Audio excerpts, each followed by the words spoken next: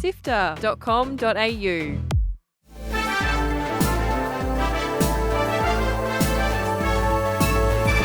Hi, I'm Fiona Bartholomeus. And I'm Kyle Paletto. Welcome to Walkthrough, Sifter's weekly recap on the biggest news in video games. This week, we get more of a picture on the future of Xbox. Developers Arrowhead are hiring due to Helldivers 2 popularity, and a new study reveals LGBTQ inclusion in gaming still has a long way to go. Here's the news for Sunday, 18th of February. Let's go. Join the Sifter community on Discord at sifter.com.au/Discord. After a week of rampant speculation about the future of Xbox, Microsoft has broken their silence to set the story straight. And surprise, surprise, it's not nearly as dramatic or interesting as our collective imaginations are, but there are certainly some noteworthy developments. Speaking on the official Xbox podcast, President Sarah Bond, CEO Phil Spencer, and gaming content president Matt Booty laid out the blueprint for the future of Xbox.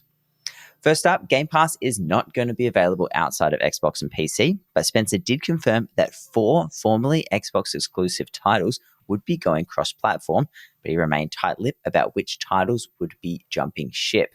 One thing he could confirm, though, is that Starfield and the upcoming Indiana Jones and the Great Circle are not on the list. Spencer said the decision comes from a belief that exclusives could become a thing of the past. And I do have a fundamental belief that over the next 5 or 10 years, exclusive games that are exclusive to one piece of hardware are going to be a smaller and smaller part of the game industry. And that's not some great insight, because if you look at the last 10 years and what the biggest games are today, it's a natural place. Whether it's one console and PC, multiple consoles, mobile console and PC, you see big games landing on multiple platforms. And we want to be a great platform for creators that are trying to realize that potential. You know, I think there is an interesting story for us of introducing Xbox franchises to players on other platforms to get them more interested in Xbox. We think there's a good brand value for Xbox there. So 4 games, no promise beyond that. So if you're on those other platforms and you see these 4 games coming, please don't take it as some signal that everything's coming. It's not. And we're going to learn. As for the other rumour that Xbox would be dipping out of the hardware game, well, that's not happening anytime soon, with Bond confirming that the 5th generation of Xbox is in development and will be the largest technical leap ever seen. Of course she'd say that. I mean, it's only the thing that's been said for every console ever, so at least some things never change. We talked about it almost all the way through last year on Walkthrough, but do you remember that Microsoft now owns Activision Blizzard? Well, the very first game from that stable to arrive on Game Pass is Diablo 4, which will pop up for subscribers on the 28th of March. It's the first, but definitely not the last. Helldivers 2 has been going nuts since its release, nothing but chaos and fun in blasting bugs and saving the galaxy. But because of its popularity, the studio is now looking for more staff. On Twitter, the developers Arrowhead have announced they're ready to hire on more devs to help beef up their content plans. According to their site, the team are looking for a gameplay programmer, several engineers, senior talent acquisition partner, and more, including a monetization designer. A monetization designer does sound a bit ominous, so hopefully this game doesn't fall into the pay-to-win genre. Mostly, though, they've done a really good job of how it handles in-game transactions so far. Helldivers 2 creative director, who is also Arrowhead's CEO, Johan Pilestead, says the game will get a lot more content, but it's never going to get a player versus player mode, because it'd just introduce toxicity into the game. Responding to calls on Twitter, Pilestead said, if you really wanted a PvP game, why not play Escape from Tarkov instead? The Sifter team has been enjoying all the fun and, of course, the chaos that comes along with it, including orbital striking your pals. Whoops. It's been 6 years since the popular Dead Cells game was released, and now it's time for its DLCs and updates to come to an end. The developer Motion Twin announced that after 4 DLCs, 18 updates, and various crossovers and mobile releases, it was time for them to put it to rest and move on to the next adventure. There isn't a huge amount of information about their final DLC, appropriately called The End Is Near, but they have said they will continue to fix bugs, but other than that, it's the final run for Dead Cells. Unfortunately, this announcement has come against a bit of pushback from former designer and co-founder of the studio, Sebastian Bernard. On Discord, he vented that Dead Cells and spin-off company Evil Empire, who made a lot of the DLCs, had been done dirty and had several accusations of Motion Twin being greedy. Motion Twin was famously founded as a co-op studio with a relatively flat structure, but whether or not priorities within the studio have changed after Bernard has left, we don't know. Sounds like there is a lot of tension between the former designer and the studio, with such a reaction to a pretty standard gaming announcement.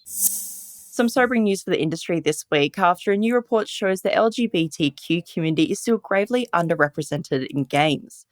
The Gay and Lesbian Alliance Against Defamation, or GLAAD, has released its first in-depth gaming report, and it reveals that while 17% of gamers identify as LGBTQ, only 2% of major PC and console games feature LGBTQ content.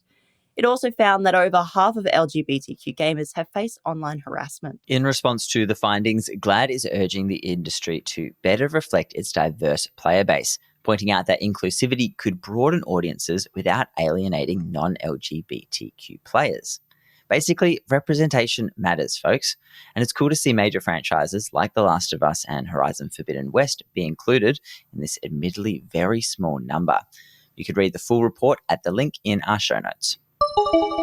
Get ready to explore the world of Dune through Microsoft's Flight Simulator. Announced last year, we finally got a trailer for the free Dune expansion, and it looks pretty cool. It includes new tutorials, time trials, a daring rescue mission, and most importantly, the ability to fly the Royal Atreides Ornithopter over the sandy planet. I love the idea of bringing fantasy and sci-fi worlds into something like Flight Simulator, and it's not the first fictional vehicle that has been included in the game. Earlier, the Flight Sim team brought the classic Halo Pelican to the game, and that was a blast, even including the classic Halo theme as one of the many toggles on the detailed cockpit controls. That's it for the big headlines. Here are the games coming out this week. Slave Zero X, the prequel to the 90s Slave Zero, hits consoles this week, diving back into the cyberpunk world. Run and slash your way through this 2.5D dystopian game with lots of combat as you seek to kill a man-made god. Out on all platforms on the 21st. Plant, water, and grow your community garden in Garden Life, a cozy simulator. If you love a good chill game, this could be one for you, as you have full control over what your paradise will look like. It's coming to PlayStation, Xbox, PC, and Switch this Thursday. Survive the wilderness of the Pacific Northwest in Pacific Drive, a first-person survival adventure where you'll navigate treacherous roads in your station wagon, dodging metal monsters and seeking escape. That's out on PlayStation 5 and PC on the 22nd. Also out on the 22nd is Nightingale, a survival crafting game where you explore a fantasy world that is mixed with Dickensian gas lamp aesthetics.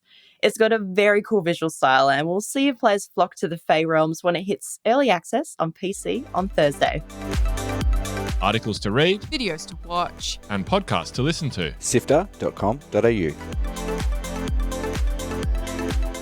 This has been Walkthrough by Sifter. My name is Fiona Bartholomaeus. And my name is Kyle Piletto. Thank you so much for listening. If you're looking for something to listen to, now you've reached the end of Walkthrough, why not check out our review show Drop Rate, hosted by Chris Button and featuring great games journalists sharing their thoughts and feelings on the newest games. Search for Sifter Drop Rate in your podcast player now and look for that green icon. Sifter is produced by Fiona Bartholomaeus, myself, Courtney Barrett, Adam Christou, Daniel Ang, and Chris Button.